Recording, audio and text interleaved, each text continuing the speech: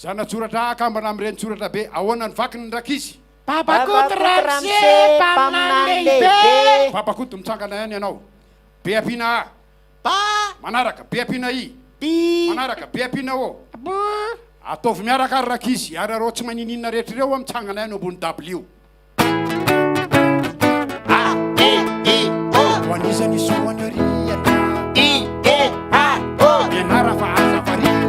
Rakizy malagasy o mianara taratasy vonjeo ny lakilasy ny somana rangarana ny any am-pianarana. E I O. Papakaratsy mahay. I E A O. Menatra ka ho asinday. Rakizy malagasy o mianara taratasy vonjeo ny lakilasy ny somana rangarana ny ao am-pianarana. 2, 3, 4 bola Mitombo isan'andro ny so. 1 2 3 4. Avy eo dia mandray afako. Rakizy malagasy o mianara taratasy vonjeo ny lakilasy ny somana rangarana ny ao am-pianarana. Géographie zao aty daholo ny maso. Géographie iza rakizy ao amin'ny géographie le nosy kely anankiray misaritsary tongon'akavia voadidin-drano tomaratara efa ela be ny voatantara. I separs. Tsia diso zany. Ay, iza tsara hoe Madagasikara. ay no izy ary raha ho avy ny sorakizy anaorina iza le nosy vaovao vako raketiny zanaka mapara iza ho ianao le nosy mananjara.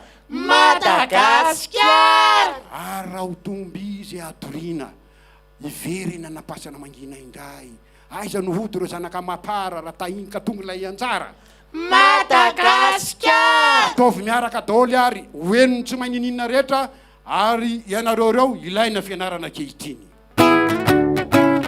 A E I O. Ho anisany soany oriana. I E A O. Mianara fa haza variana. Rakizy malagasy o mianara taratasy vonjeo ny lakilasy ny somana rangarana ny ao am-pianarana.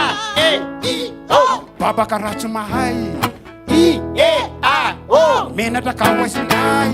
Rakizy malagasy o mianara taratasy vonjeo ny lakilasy ny somana rangarana ny ao am-pianarana. 2, 3, 4 bola Tombo isan'andro ny so.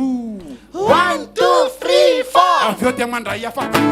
Rakizy malagasy o mianara